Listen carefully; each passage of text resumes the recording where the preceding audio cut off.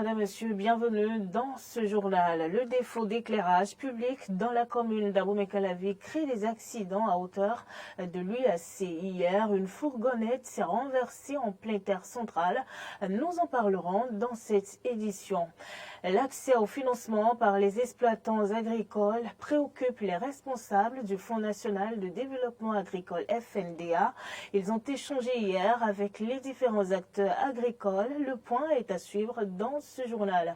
Et puis en dehors du Bénin, nous irons à Dakar pour comprendre ce qui se dégage de l'environnement politique sénégalais après l'emprisonnement de l'opposant Ousmane Sonko dans un entretien de notre rédaction avec Abdoulaye Mbo, dont vous suivrez un extrait. Voilà pour le sommaire. Restez avec nous pour le développement de ces titres et d'autres informations aussi.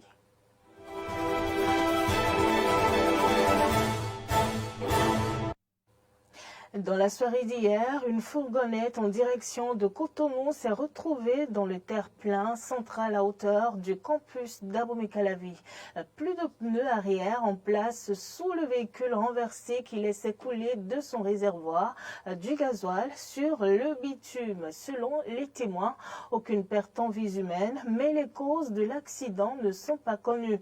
Ni policiers, ni chauffeurs, ni apprentis, personne n'était sur les lieux pour expliquer les raisons du dit accident qui visiblement serait dû à l'absence d'éclairage public sur la route Inté-État numéro 2 dans la commune d'Abomey-Calavi.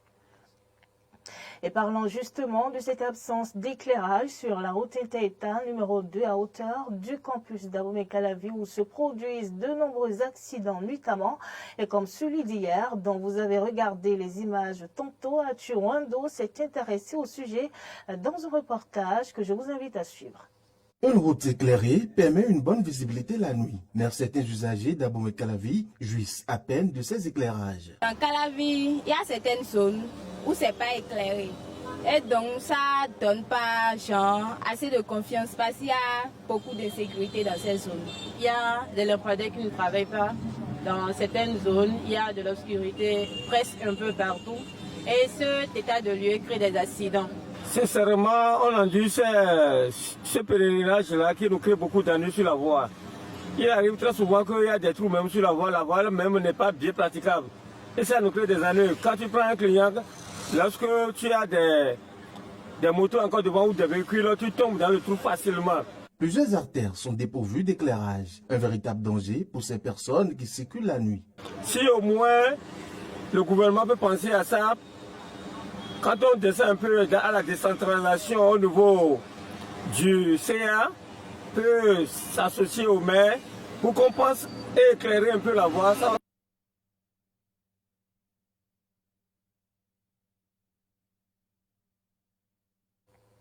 Voilà, nous avons eu quelques soucis avec cet élément. Dans l'édition du 19h, vous retrouverez cet élément d'Arthur Wando sur l'absence d'éclairage public dans la commune d'Abomey-Calavi.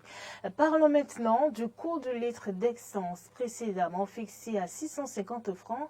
Il faut désormais débourser 750 francs, voire 800 francs depuis quelques jours pour s'offrir un litre d'essence frelatée ou débourser 680 francs par litre dans les stations au Bénin.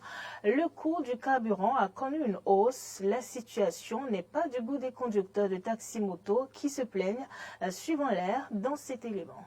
750 francs, 800 francs par endroit. Le coût de l'essence frelatée a connu une augmentation à Cotonou et à Calavi. Une situation qui inquiète les conducteurs de taxi-moto, communément appelés Zémidians. Sinon, c'est un peu touchant. Donc, sinon, depuis surtout ces derniers temps-ci, ça augmente de jour au jour.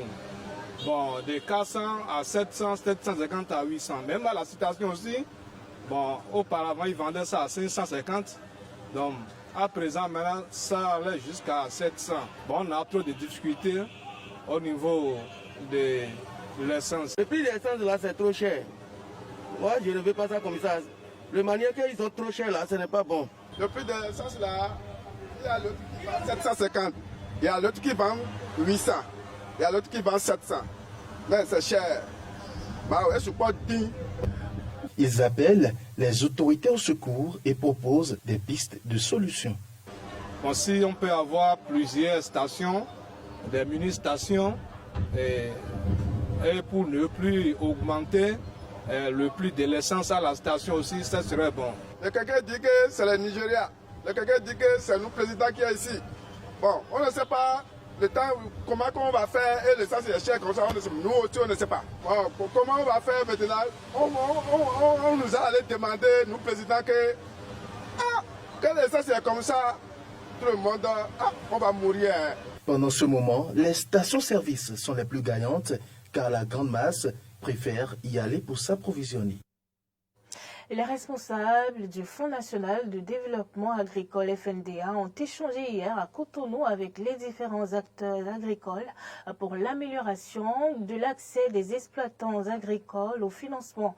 La plateforme des acteurs de la société civile a également pris part à ces échanges. Image et son, Frédéric Espoir. Le développement de l'agriculture est tributaire du financement et l'on ne peut véritablement réussir la révolution verte sans un soutien conséquent de la part des institutions financières. Ces dernières ne peuvent agir comme cela se doit sans un appui conséquent à leur endroit de la part d'un partenaire sûr. Ce partenaire est pour le moment l'État béninois, qui s'est engagé à faire de l'agriculture l'un des principaux axes de développement économique du Bénin. Mais pour le moment, force est de constater que l'État n'est pas encore, pour les institutions financières, un partenaire totalement sûr. Ainsi parlait le président de l'Association des systèmes de financement décentralisés à l'ouverture de la séance d'échange entre les systèmes de financement décentralisés, les agences territoriales de développement agricole, la Chambre nationale de l'agriculture et le Fonds national de développement agricole. C'est dire qu'en somme, la stratégie de financement des entreprises agricoles depuis 2020 n'a pas comblé les attentes. Il faudra changer de fusil d'épaule. Conscient du fait, le FNDA lance ce cadre de concertation entre les acteurs publics et civils du secteur agricole. Un creuset de concertation qui vient à point nommé selon Prosper Agossou, DG ATDA Pôle 7. Ces assises sont les bienvenues pour nous permettre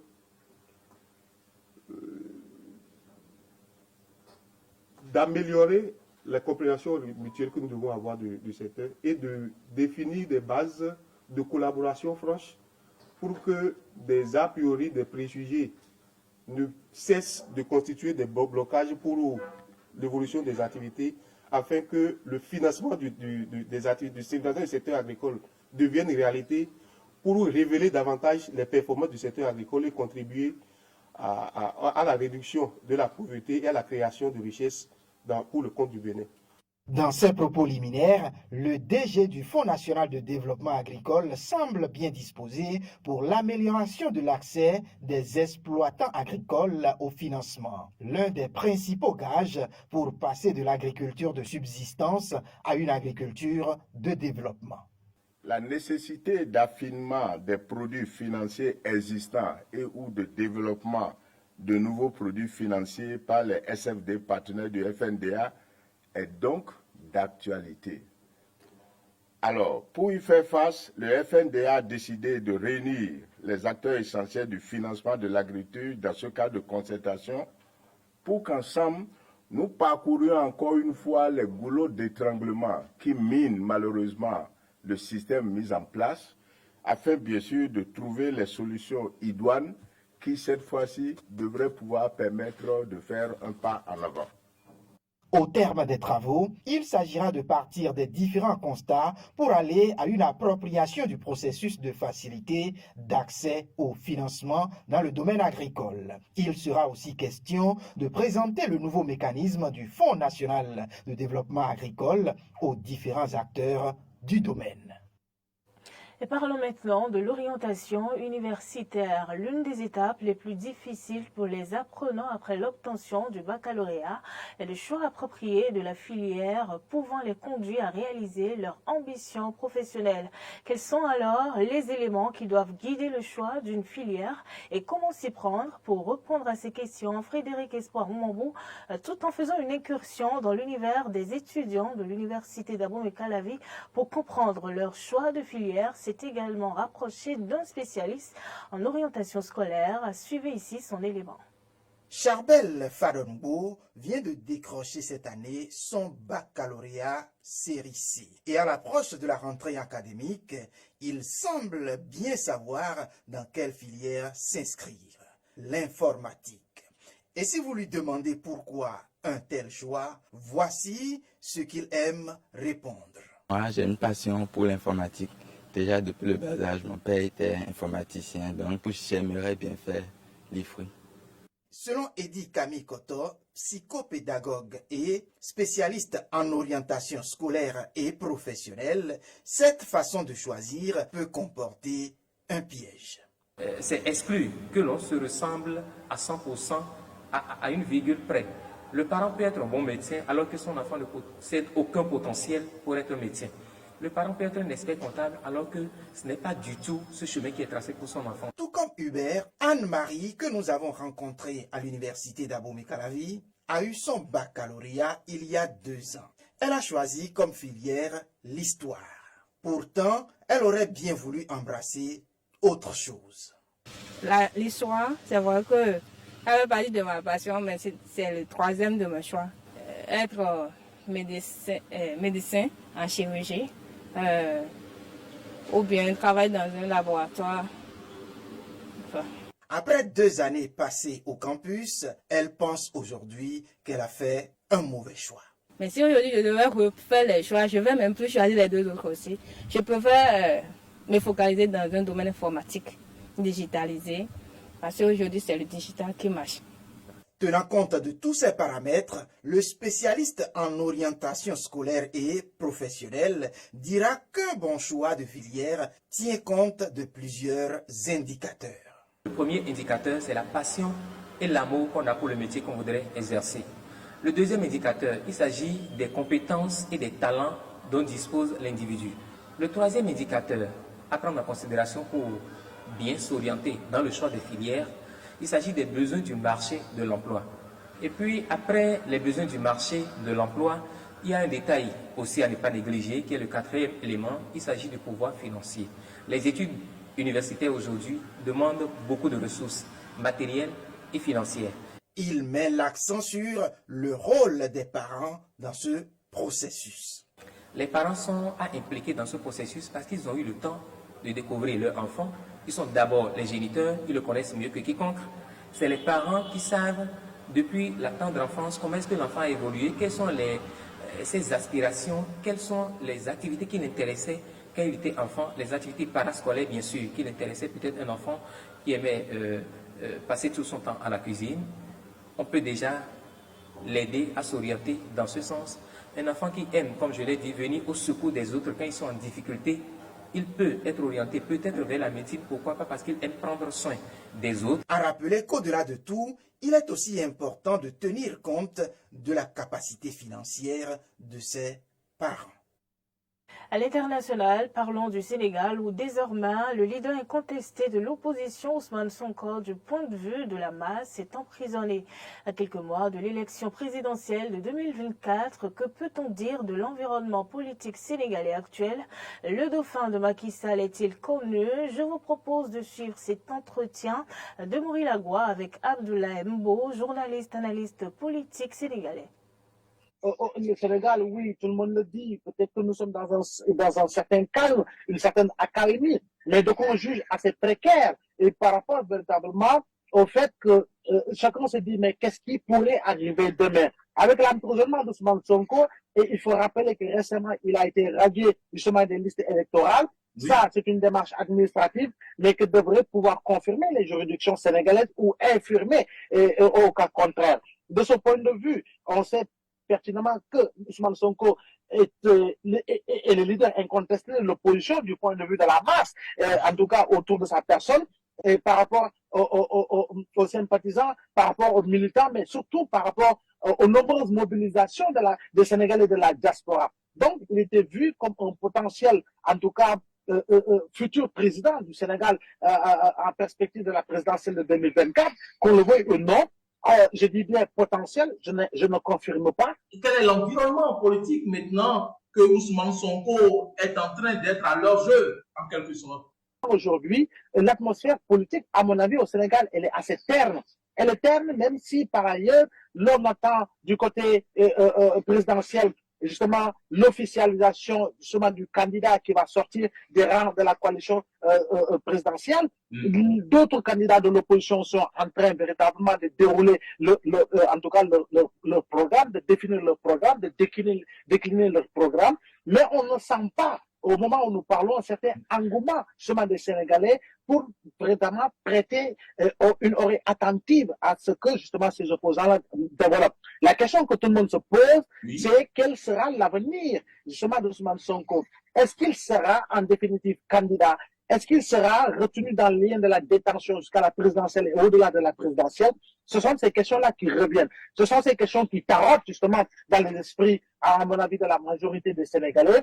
Et parce que, on le sait, il y a d'abord l'affaire de Sweet Boti. On sait qu'il avait été condamné à 2 ans de prison.